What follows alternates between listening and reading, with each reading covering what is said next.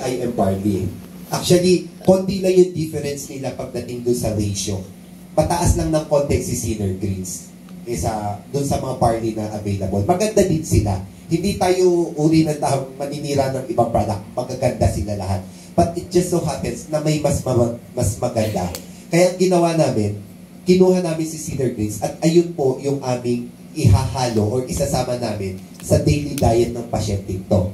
So, first time po kasi na magbibigay ng food supplement sa ganong case, everyday po, nag-experiment pa lang yung dietitian niya kung gaano karami yung ipaiinom, observation pa lang pong gagawin. So, ang ginawa po muna for the first 1 month, ang binibigay po sa kanya 5 sachet, 3 times a day.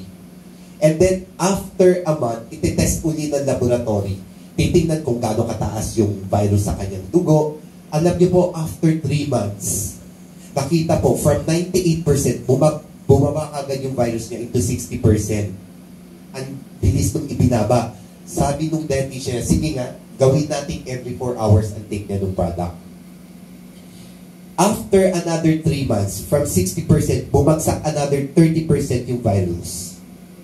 Okay, to cut the long story short, 2 years and a half, ang pasyente, same ang kanyang pag-take every 4 hours. After 2 years, ang pasyente po is nag-negative sa lupus. Kaya mga kaibigan po, ang lupus po is reversible. Bakit po ganon? Hindi po ang Sinner Greens ang naging gamot. Ang Sinner Greens po ay hindi ginagamit na gamot sa anumang uri ng sakit. Tatandaan niyo po. Pero ang taong may sakit ay kinakailangan ng tamang nutrisyon at yung nutrisyon na yon ang tutulong sa katawan ng may taong may sakit upang i-address ang kanyang sakit. Ganun po ang nangyari. Kaya may claims po tayo na hindi ginagamit ang Sinner Greens sa anumang uri ng karamdaman. Pero ang taong may sakit, kinakailangan po yan ng tamang nutrisyon. Okay? So ang pasyente po, gumaling po, nawala po yung autoimmune sa kanyang katawan. At the same time, ang reward pong nakuha pa niya, bonus na lang pati ang diabetes niya at hypertension ay na-reverse po. Kaya ngayon po, ang pasyente is wala na po anumang iniinom na gamot. Okay? So, doon po yun. Kaya nung in-introduce sa akin si Sinner Greens, actually, last year, sabi niya nung anak ng may-ari nito, Kuya, baka meron kaming introduce sa'yo, baka pwedeng tulungan mo yung company namin mag-promote ng aming product. Kami po mga dietitian, hindi po kami basta-basta nag-promote ng product. Kasi it's unethical po sa amin yan, mag-promote ng product. No po? Pero nung sabi ko, tinanong ko, ano yung produkto nyo? Nung sinabi niyang Sinner Greens, biglang bumalik sa alaala ko, oy, teka, alam ko yung product nyo. Sabi niya, Kuya, ituro ko sa inyo at sa iyo anong benefits ng product namin. Sabi niya, no, hindi. Ako ang magtuturo sa inyo anong benefits ng product nyo. Kaya ako po ay nandito, pinopromote ko po yung product. Una, hindi po talaga ako nandito para to do the business. Nandito po ako, nag-e-educate po ako ng tao. Na gusto ko pong ipaalam sa inyo na may nag-e-exist po na magagandang produkto at isa po dyan ang Sinner Greens. Okay? Na kung meron lang po kayong karamdaman na dinadala, hirap na kayo sa pag-inom ng inyong gamot, na mahal na masyado yung ginagastos nyo sa medication nyo, it's about time. Baka gusto nyo pong i-consider ang food supplements. No po? Hindi ko rin po ugali na pag ang isang pasyente taking the medications, ipapatigil ko yung gamot at ipalit mo kagad ito. No, hindi po ganon. Habang kayo po ay umiinom ng gamot, mag-change po kayo ng diet and lifestyle nyo. Okay? And habang kayo po ay nag-change ng inyong lifestyle, every check-up nyo yan, ang magsasabi po kung ang inyong katawan ay nagiging maayos sa pamamagitan po ng laboratory nyo. Alam niyo po yung mom ko, when she was 32 years old, siya po ay nagkaroon ng hypertension.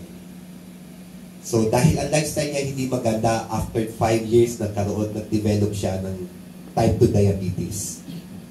So, kainom ng gamot. I remember a mom ko that she was 51 or 52 years old. Nagkaroon ng heart enlargement.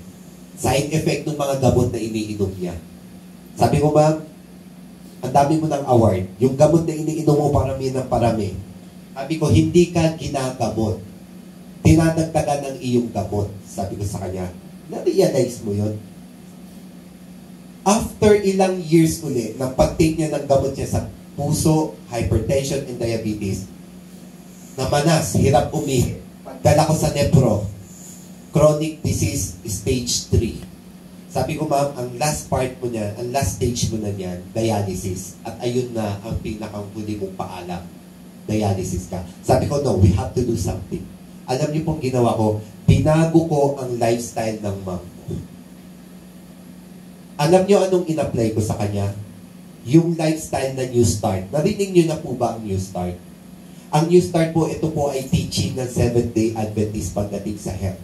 Ang New Start ay nag-stand po to N as nutrition, E as exercise, W as water, S sunlight, T temperance, A air, R rest, and T is trust in God. In-apply ko po lahat yun sa kanya. Binago ko ang pagkain. Kailangan mong inaarawan ka. Kailangan mo ng malinis na hangin. Kailangan mo ng exercise. Kailangan mo ng tamang inom ng tubig. Kailangan mo ng tamang pahinga. You know what? Ang ma'am ko, every 3 months, pababa ang kanyang dosage ng kanyang gamot.